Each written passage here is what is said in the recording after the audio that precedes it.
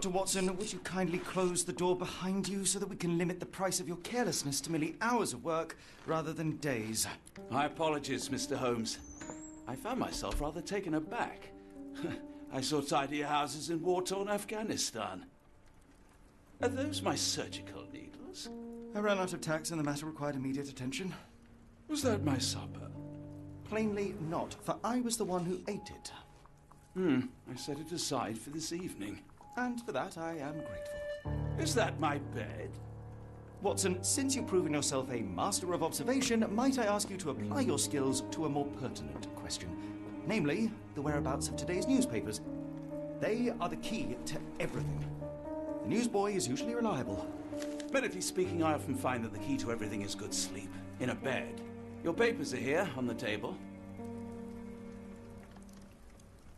Let us see what the postman brought today.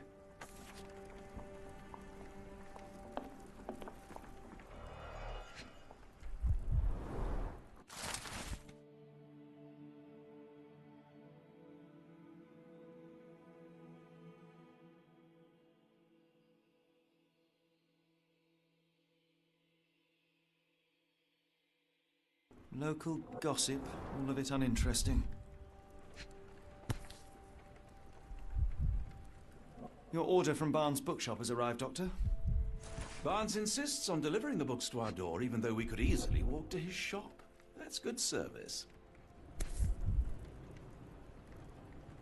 Another letter from Werner. I never reply, but they keep coming.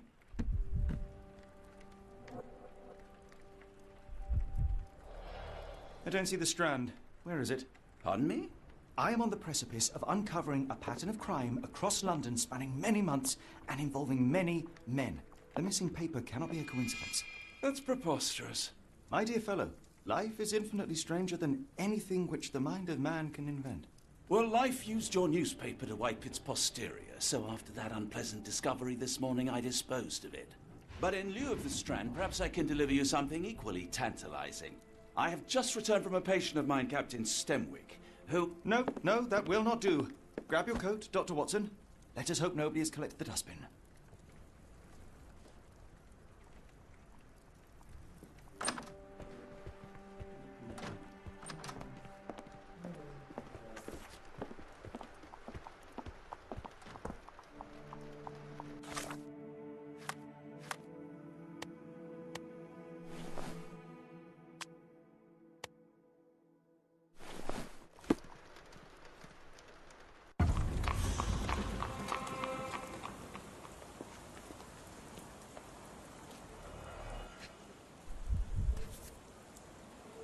A cactus spine. If it gets in your skin, it's awfully tricky to remove, and when laced with poison, the perfect assassination tool.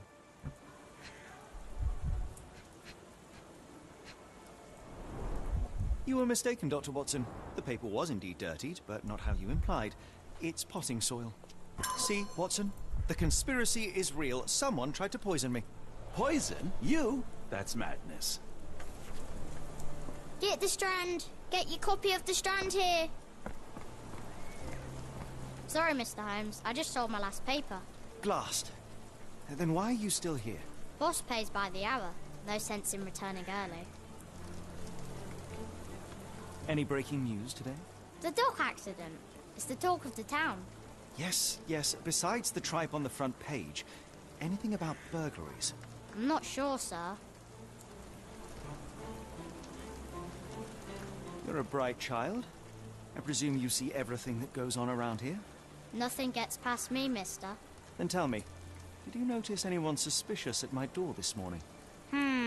Like the man with your newspaper? Precisely. What do you know? I know the value of a shilling. Dr. Watson. Sure, now I can take the day off. Can you describe the man you saw? He was carrying a lot of books.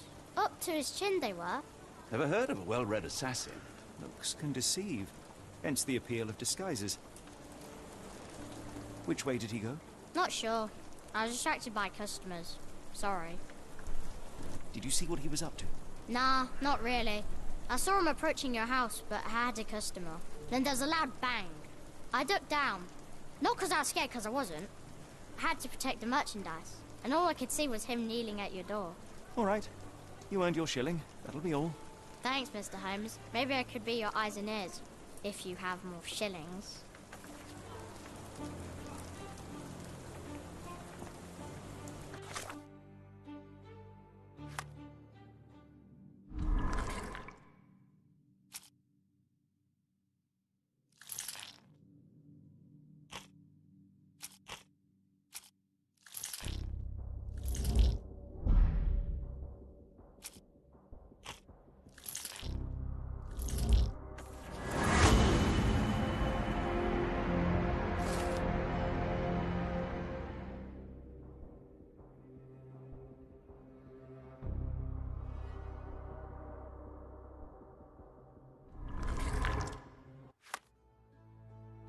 Come now, Mr. Holmes. Murder?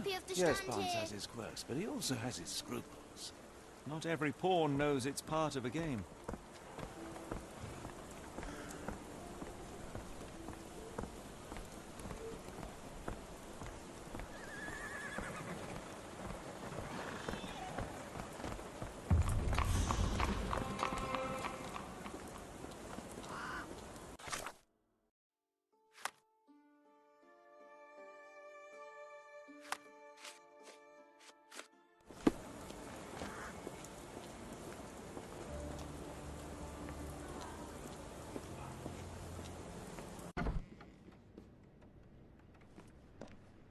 Do you even have enemies that would want to kill you?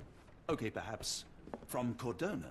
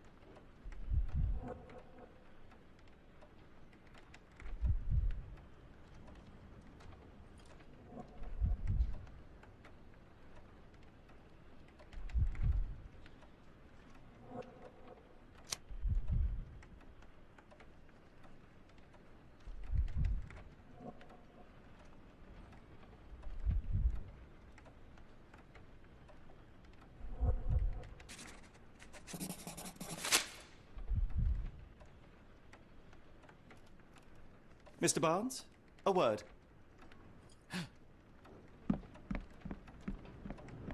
Ah, for goodness sake.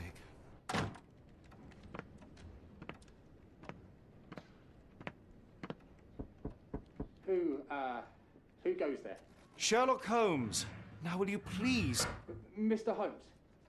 Golly, I did not see you come in. Would you care to answer some questions for me? Well, I wish I could, but I am deep in the weeds with work. How about we reschedule in a month or two? Come now, Mr. Barnes. It will only take a moment. No, really deep in the weeds with important things. Well, help yourself to any book. Just take it and pay later. I trust you, Mr. Holmes. Barnes doesn't seem like himself. Why is he acting this way? You're asking the right questions, Doctor. Let's find a way to coax him out. Apologies, but I can't hear you. Please come back later. So, Barnes has a dog now. Who's a good boy?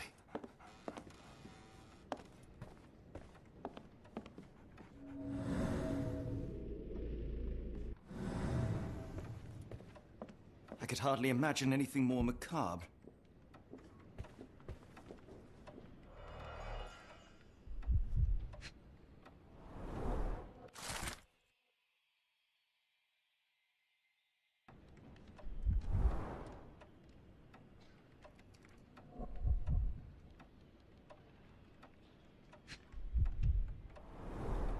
Basics of cryptoanalysis, cryptography in Egypt.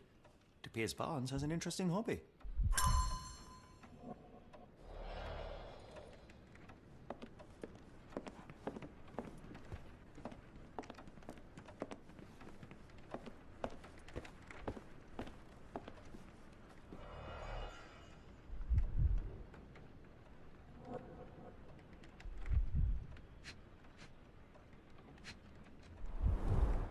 An improvised stand, but it does make the flowers more visible. In the language of Mycroft's secret agents, it's a sign. Dried flowers are replaced when the job is done. I wonder who the recipient is. The finest view London has to offer.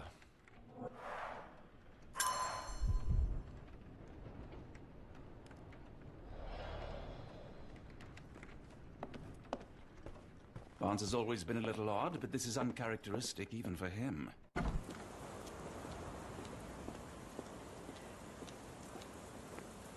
weather is dreary, isn't it? To be fair, my flowers could use the rainfall. Encouraging people to stop and smell the roses? Our national emblem. God save the Queen. It must take patience and care to produce a bloom so beautiful. I imagine so. I merely sell them. Familiar spine? Is this what I found in my dustbin? The pot is damaged. The blow was severe, but softened by something.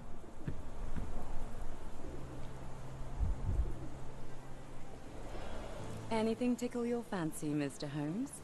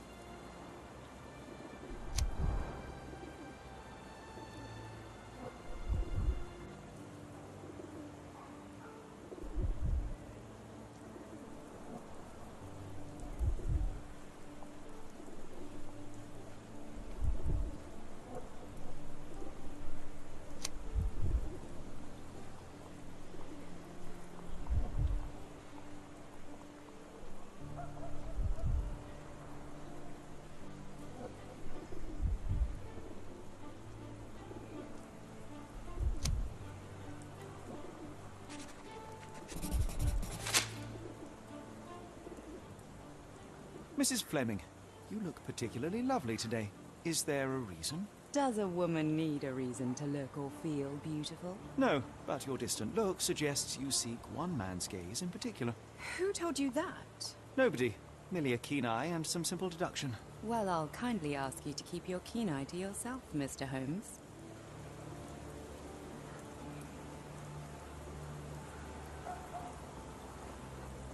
I don't know anything about this, sorry. One of these things is not like the other. Come again? The cactus. Those fearsome spines can prove a devil to remove, and the sap is often toxic. And a rose thorn can give you tetanus, but we still grow them. The cactus seems comparatively harmless, though you have me thinking it must be valuable. I was under the impression that you knew its price already. Your guess is as good as mine. The first time I saw this cactus was when I came back from my break.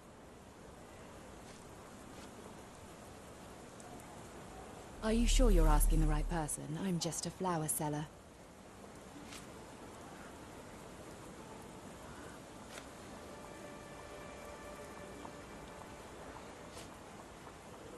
What do you make of the flowers in Barnes' shop window? Well, they could use a bit of water. Do they mean anything to you? Mean anything how? I'm not sure I follow, Mr. Holmes. Why do you think they're there? Are you suggesting the flowers are for me? It seems likely, does it not? Oh, I hope you're right.